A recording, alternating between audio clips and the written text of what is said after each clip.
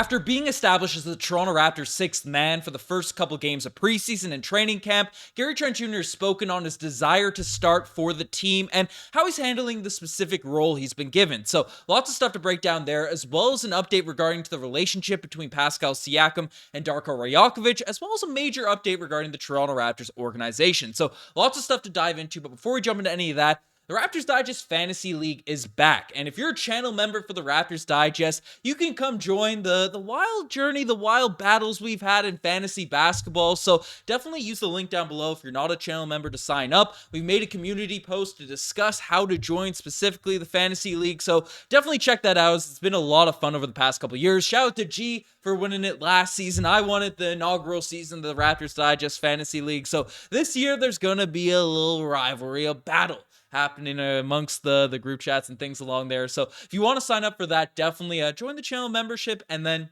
you can be entered the Fantasy League for the Raptors Digest. But let's jump into the news. There's lots of stuff we have to cover. The first thing we're taking a look at is Gary Trent Jr. wanting to start for the Toronto Raptors. And obviously, Gary Trent Jr., his role was last season really all over the place, as at the start of the year, the Raptors loved the small ball unit sort of starting lineup with Fred VanVleet, Gary Trent Jr., Pascal Siakam, OG Anunoby, and Scotty Barnes as the top five. When we acquired Jakob Poeltl, Gary was kind of the odd man out of that group, moved to the bench, but however, with all the injuries the team sustained, there wasn't really that many games where Gary was put on the bench, even though he was benched earlier in the season before everything sort of went down. So Gary's role last year was kind of all over the place, and he's notoriously a guy that performed a lot better in the starting unit than he did coming off the bench, just looking at the stats and efficiency and all that type of stuff. But this year, Gary Trent Jr., it's been sort of established. Their healthy lineup with their current group, he is the de facto sixth man. Dennis Schroeder's going to be coming in and being the starting point guard for this team, and the rest of the lineup's going to be filled with Scotty, OG, Pascal, and Jakob Poeltl. So Gary's been playing with the six-man group and all that type of stuff, but he recently discussed his desires in terms of what he's looking for in terms of his role with the Toronto Raptors, and they're pretty interesting, as he basically came out and said that on his role so far, he wants to start, but obviously the first two games he's been coming off the bench, practices, and I've been in the second unit. So the writing's on the wall, so I just have to continue to come in and help the team win as much as I can. So this is interesting, as Gary Trent Jr. essentially makes it known he wants to be a starter in this league, because we look at high volume scorers that have similar skill sets to Gary Trent Jr. in terms of being able to create shots off the dribble, get buckets in a hurry, be very streaky, and put scoring up in bunches. Guys like Jamal Crawford, Lou Williams, these types of players, they fit the mold of a Gary Trent Jr., and they sort of accepted the role as a sixth man in the NBA. However, Gary saying, no, I'd like to be a starter. This is a position I'd like to be in. I'm not going to complain, though. I am going to do my very best to help this Toronto Raptors team win, and I like that approach from Gary. I like that he's ambitious about his role. He views himself as a starting caliber player, but he's willing to take that role for the Toronto Raptors. Now, the question really is, in a contract season for Gary Trent Jr., who was probably expecting a big contract this summer, ended up opting into his player option, averaged 17 points, 2.6 rebounds, 1.6 assists, 37% behind the three-point line. Definitely some starting caliber numbers, at least in terms of the scoring, where his defense kind of went up and down. He gets a lot of deflections, he gets a lot of steals when he's really active and engaged, but can often be blown by out there at the point of attack.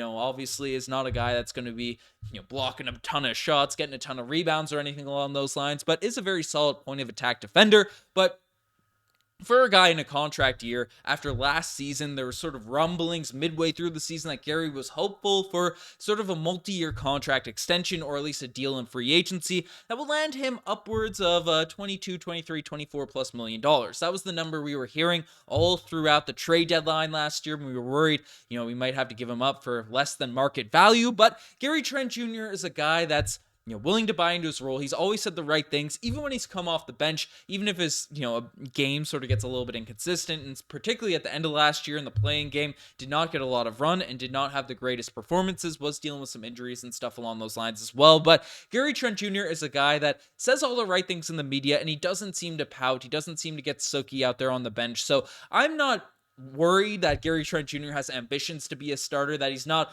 eager for the opportunity to run the bench unit. I don't think that should be anything that worries the Toronto Raptors, given his comments and stuff along those lines, but it will be something interesting to watch because, obviously he had the option of opting into that player contract for this upcoming year, so the urgency to, get that bigger, longer term deal is less, urgent when you have that option to opt into a player option. This year, he's an unrestricted free agent come the summer. He's going to want every opportunity to increase his stats and show what he has. So it's something I'm not worried about at this point, but definitely something to monitor as we go through the season. Again, Gary said all the right things. Seems to have a nice relationship with Darko Rajakovic, so we'll see how it all ends up playing out. But let me know if you guys think Gary should be starting over Dennis Schroeder after the first couple games you've watched the Toronto Raptors in preseason. But the next thing we're taking a look at is huge update regarding the relationship of Pascal Siakam and Darko Rajakovic. And coming into this year, after all of the trade rumors, after all of the discussions about Pascal Siakam potentially going to the Hawks, potentially going to whichever team out there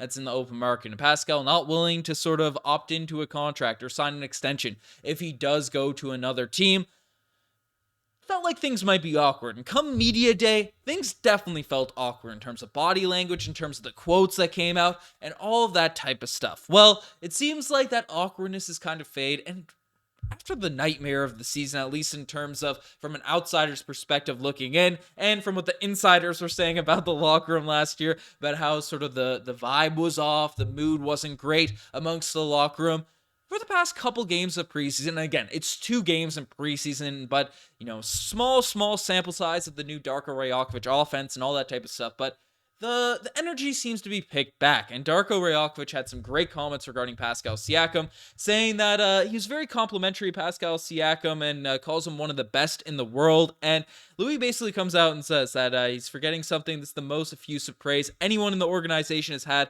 publicly for Pascal Siakam this season.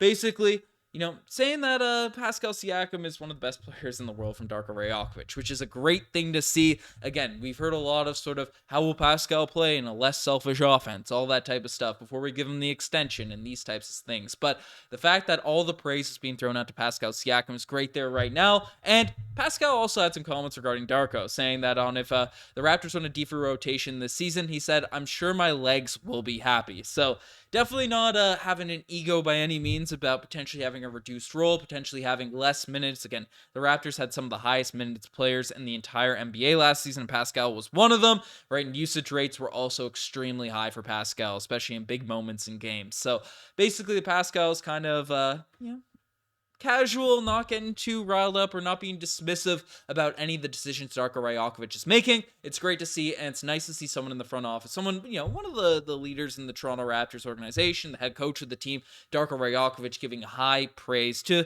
the team's best player, because that's what he is at this point. I know people love to coin Scotty Barnes as the top guy, but Pascal Siakam, 24 points, 8 rebounds, 6 assists last season, high usage rate, but 32% from three isn't great, but efficient from the field, played solid defense, all that type of stuff. We still need to appreciate our star player, and I like that the relationship seems to be melding a little bit between Pascal and Darko, the head coach of the squad. But let me know what you guys think about that whole entire situation. The last thing we're taking a look at is a major update regarding the Toronto Raptors organization. And this summer, there was a lawsuit that came out regarding the Toronto Raptors, which personally took me off guard, and reading it in depth, I got flamed in the video because looking at it in hindsight, I probably overreacted because the language in that lawsuit was very strong.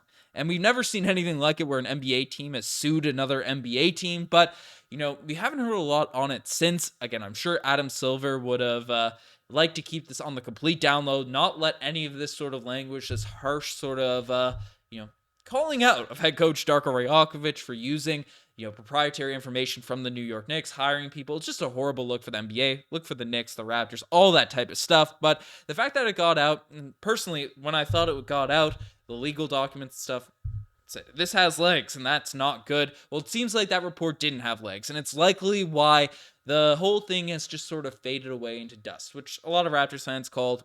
I was a bit more worried about it than other people were, so it is what it is. That's all me. It's me being, overreactive for that type of stuff. But basically, the Raptors have filed a motion to dismiss the Knicks' ongoing lawsuit against them. Legal filings from Monday show. So basically, the Raptors are trying to throw this out. They're saying there's no real legs to it, so what the heck are we even doing with this? So hopefully it's all good. Hopefully that's the last we hear of anything. But let me know what you guys think about this whole entire situation. I'll eat crow on that one. I was, I said if it was true, if the things in that document were true, I guess if it was true, it would have been very bad for the Toronto Raptors. But James Dolan just loves to poke the bears and get his name out there and do whatever the heck he's doing. So that's just how it ended up rolling. Happy that's the case with the Toronto Raptors. Let me know what you guys think about this entire sort of bit of Toronto Raptors news. Again, join the channel membership if you guys want an opportunity to face off in some fantasy league action come this year. Join quick because the fantasy league draft is going to be happening ahead of this season. But you guys are the best.